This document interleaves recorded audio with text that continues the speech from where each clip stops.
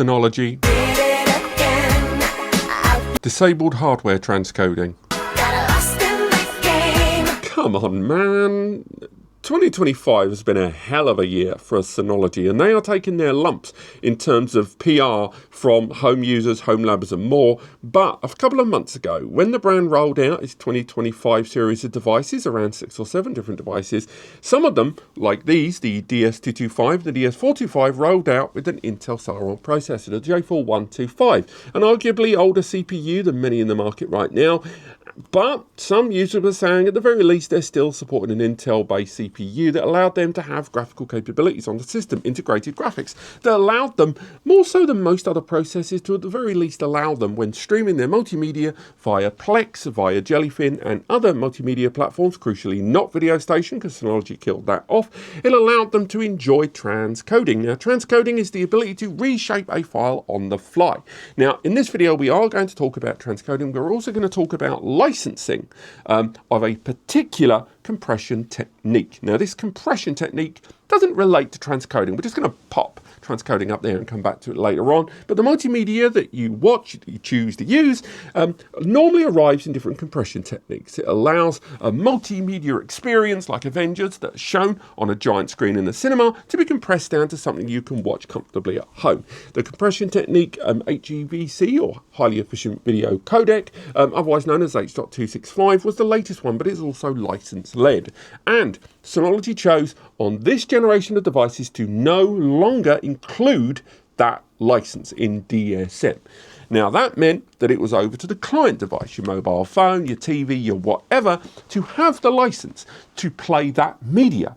They didn't just remove the support of HEVC on here. You can no longer use transcoding, that is that reshaping of that file, on both HEVC, H.265, and AVC, otherwise known as H.264, which, by the way, is a free license compression. You can no longer use this hardware, that integrated graphics, that CPU with its integrated graphics, the iGPU, to do that reshaping for that client device. Why is that a big deal? It means that if I wanted to use my phone to stream a file from this device that I own the file, I own the NAS, on my phone when I'm on holiday, when I'm on the commute. If I want to turn my 4K version of Avengers Endgame and I want to put it into something smaller, portable, and better for my transit device that I've got on my meter data connection, maybe on local public Wi-Fi, wherever it is meaning that if I want to reshape it on the server, this server has to work so much harder to compress that file, or not compress it, to reshape it, because I can no longer use the part of the CPU that is designed specifically for that purpose, because Synology have now removed the driver that CPU needs to take advantage of the transcoding, to take advantage of the graphical engine to reshape that file and be way more efficient about reshaping that file, is no longer included in these systems.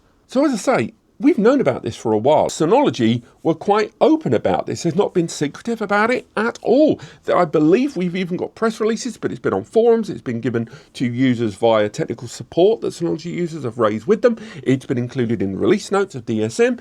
They've not been secret about this, but I was hoping in the last few months that they would at the very least, if not U-turn on this, then at the very least find a middle ground to allow users to either add a license on this, get their own license, or a way to upload the driver themselves. But unfortunately, a couple of months has gone by and they haven't done that, hence this video.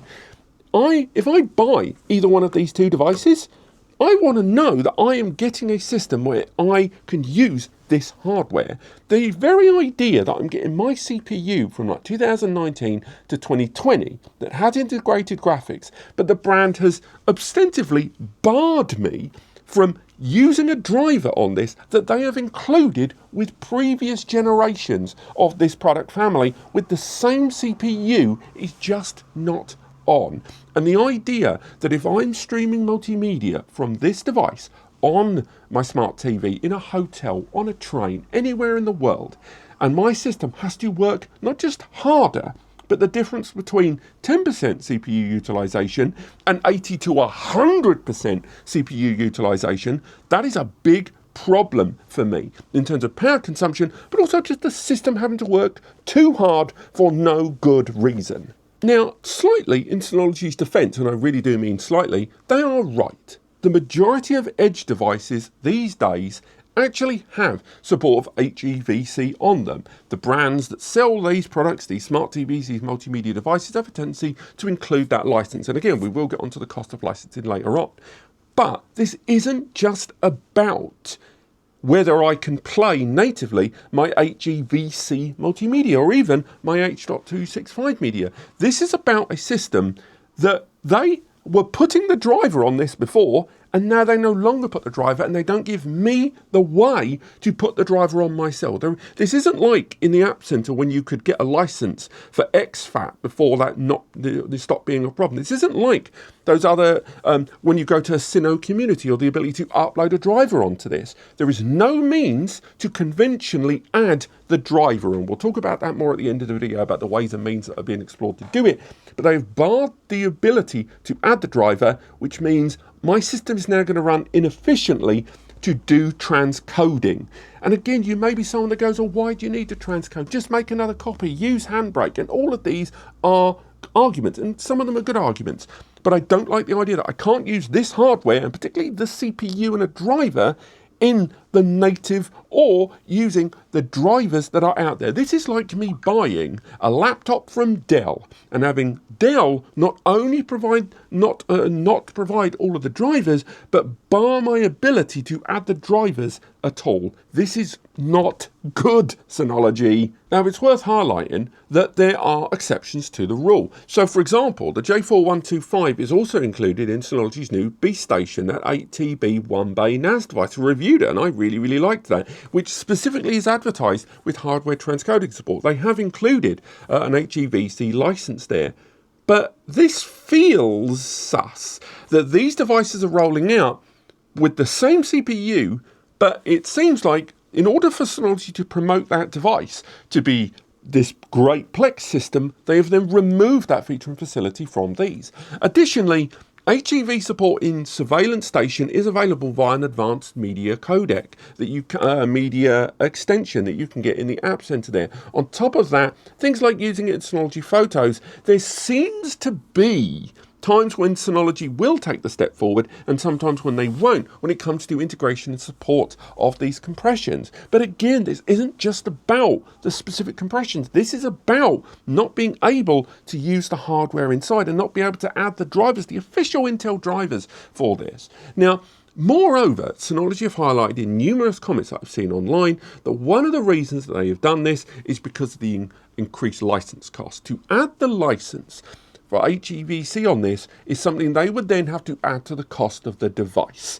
And therefore, because lots of people have already got HEVC locally supported on their client devices, they shouldn't need to include that on there, and it may be an additional expense and unfair to everyone. Now, I'm going to challenge that, because if you go online, you can actually find quite a lot of information about the actual cost. And some of the most telling stuff I found is that if you sell less than 100,000 units of something, it looks like you don't even need to pay the license. And after that, it is 20 cents per license. Now, it seems like that's an annual license, and a renewal of that after the first 100,000 units is between 20 and 24 cents.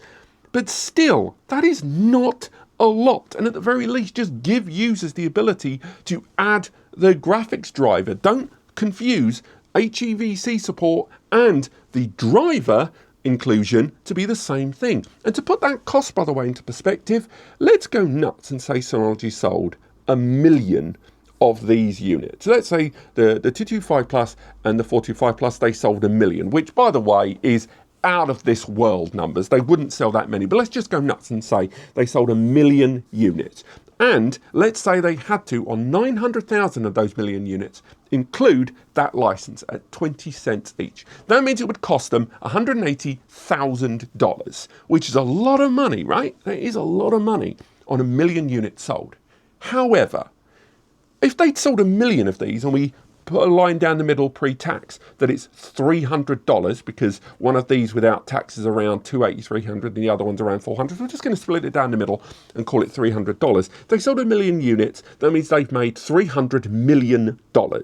Now, obviously, you've got to build it. You've got to do the software development. Some of that money is obviously not profit, and the majority of it isn't profit. But even if we went bananas and said after all cost, all marketing, all support, all devs, they made 1% profit on $300 million, they'd make $3 million.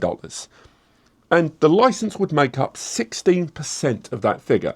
So it does sound a lot in that context. I get it. But remember, the first 100,000, the license isn't included, and this isn't about the license. It's about allowing users to add that driver on there in the first place.